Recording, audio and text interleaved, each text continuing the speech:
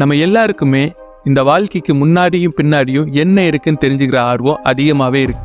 ஒரு சிலர் எனக்கு போன ஜென்மத்து ஞாபகங்கள்லாம் வந்துடுச்சு, எனக்கு சொந்தக்காரங்களையெல்லாம் ஞாபகம் இருக்கு, நான் என்ன பண்ணிட்டு இருந்தேனோ எனக்கு ஞாபகம் இருக்கு அப்படின்னு பல இடங்கள்ல சொல்லியிருக்காங்க. ஸோ நம்ம அப்படி ஒருத்தரை பற்றி தான் இன்னைக்கு இந்த வீடியோவில் பார்க்க போகிறோம். அதுவும் நம்ம இந்தியாவில் உள்ள ஒருத்தர். ஸோ வீடியோ ஃபுல்லாக பாருங்க. நான் உங்கள் நண்பன், இது உங்கள் சேனல். மனிதர்களான நமக்கு 7 ஜென்மங்கள் இருக்கு. ஒரு மனுஷனை போலவே 7 பேர் இருப்பாங்க.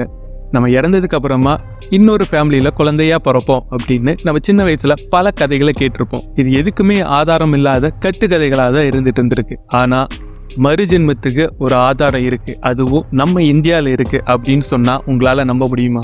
அவங்கள பத்தி தான் இப்போ நம்ம பார்க்க போறோம்.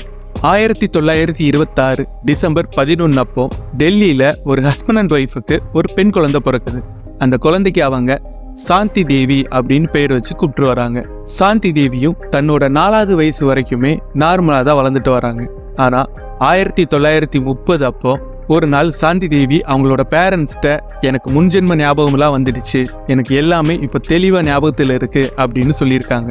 அது மட்டும் இல்லாம டெல்லியில இருந்து 145 கிலோமீட்டர் தள்ளி இருக்கக்கூடிய மதுரா அப்படிங்கிற பகுதியில தான் நான் பிறந்தேன், அங்கதான் என் குடும்பம் இப்போவே இருந்துட்டு இருக்காங்க அப்படின்னு சொல்லி அவங்கள போய் நம்ம பார்க்கலாம் அப்படின்னு சொல்லி கேட்டிருக்காங்க. இதை கேட்டதும் அவங்களோட அப்பா அம்மா பயங்கரமா சிரிச்சிருக்காங்க. குழந்தை நம்மள்கிட்ட விளையாடுறா அப்படின்னு சொல்லி அதை கேஷுவலா எடுத்துட்டு விட்டுறாங்க. ஆனா சாந்தி தேவிக்கோ இதை எப்படியாவது உண்மையில நம்ப வைக்கணும், யாருக்கிட்டையாவது சொல்லணும் அப்படின்னு பயங்கரமா யோசிச்சுட்டே இருந்திருக்காங்க. ஒரு நாள் வீட்டுல யாரும் இல்லாத டைம், நம்ம பழைய குடும்பத்தை போய் எப்படியாவது பார்த்தரணும் அப்படிங்கிற ஒரு ஆசையில வீட்டை விட்டு வெளியே கிளம்பிடுறாங்க. அப்பா அம்மாவோ குழந்தைய காணல அப்படிங்கிற பதட்டத்துல ஊர் ஃபுல்லா தேடி பாதி வழியிலேயே சாந்தி தேவியை கண்டுபிடிச்சு மறுபடியும் அவங்கள பழைய ஊருக்கே கூட்டு வந்துடுறாங்க. சாந்தி தேவிக்கு மனசுல எப்படியாவது தம் பழைய குடும்பத்தை சந்திச்சே ஆகணும் அப்படிங்கிற எண்ணம் ஸ்ட்ராங்கா இருந்திருக்கு. சாந்தி தேவி அவங்க வீட்டை விட்டு வெளியே வந்த விஷயம் அவங்களோட ஸ்கூலுக்கு தெரிய வந்துடுது. அதுக்கப்புறமா சரி உனக்கு என்னதாம்மா பிரச்சனை அப்படின்னு அவரோட கிளாஸ் டீச்சரும் ஹெட் மாஸ்டரும் சேர்ந்து உட்கார வச்சு அவங்க சொல்லதை எல்லாத்தையும் கேட்டுட்டே இருந்திருக்காங்க. அவங்க கேட்க அவங்களுக்கு மிகப்பெரிய ஷாக்கா இருந்திருக்கு.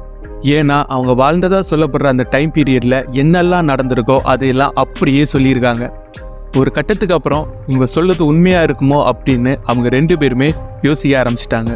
அதுல அவங்க குறிப்பா சொன்ன சில விஷயங்கள் என்னன்னா, நான் முன்ஜென்மத்துல மதுரால தான் வாழ்ந்தேன், எனக்கு கல்யாணம் ஆயிடுச்சு, கேதர்நாத் அப்படிங்கிற ஒரு தொழிலதிபர் தான் என்னோட ஹஸ்பண்ட், எங்களுக்கு குழந்தை பிறந்து 10வது நாள்ல நான் உடம்பு சரியில்லாம இறந்து போயிட்டேன்.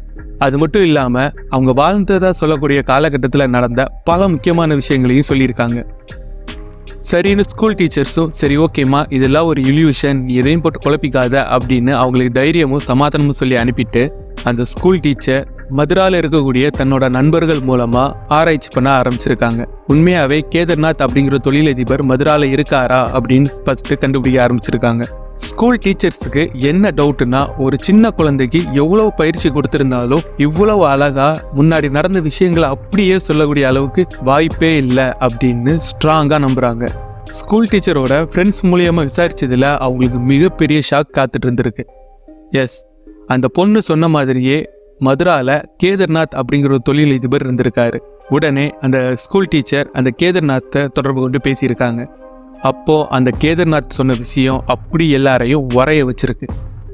அவர் என்ன சொல்லியிருக்காருன்னா, 9 வருஷத்துக்கு முன்னாடி லுடிக்கி தேவி அப்படிங்கிற ஒரு பொண்ணை தான் கல்யாணம் பண்ணேன், எங்களுக்கு குழந்தை பிறந்து 10வது நாள்ல என் மனைவி இறந்துட்டா, இப்போ அந்த குழந்தைய நான் தான் தனியா பார்த்துட்டு வரேன் அப்படின்னு சொல்லியிருக்காரு. கேதர்நாத்கிட்ட அந்த ஸ்கூல் டீச்சர், என் ஸ்கூல்ல இருக்கக்கூடிய ஒரு பொண்ணு கிட்டத்தட்ட நீங்க சொன்ன அதே விஷயத்த அப்படி சொல்றா, அவ தான் உங்க மனைவின்னு அப்படின்னு அவங்களுக்கு முன்ஜென்ம ஞாபகம்லாம் வந்துடுச்சு அப்படின்னு சொல்லிட்டு இருக்கா அப்படின்னு சொல்லியிருக்காரு. உடனே அந்த கேதர்நாத்தும் டெல்லிக்கு புறப்பட்டு வந்துடுறாரு. அவர் டெல்லி வந்து சாந்தி தேவி வீட்டுக்கு பக்கத்துல வந்த உடனேயே சாந்தி தேவி இவர் தான் தன்னோட முன்ஜென்ம கணவர் அப்படிங்கிறத கரெக்டா அடையாளம் கண்டுபிடிச்சிடுறாங்க. கேதர்நாத்தும் தன்னோட குடும்பத்தை பத்தி இவ்வளவு தெளிவா சொல்ற இந்த குழந்தையை பார்த்து பயங்கரமா ஷாக் ஆகி நின்றுருக்காரு. இந்த சம்பவம் குறித்து மகாத்மா காந்தியடிகளுக்கு தெரிய வந்திருக்கு. உடனே அவரு 2 கமிட்டி அமைச்சு அந்த குழந்தைய விசாரிக்க சொல்லியிருக்காங்க.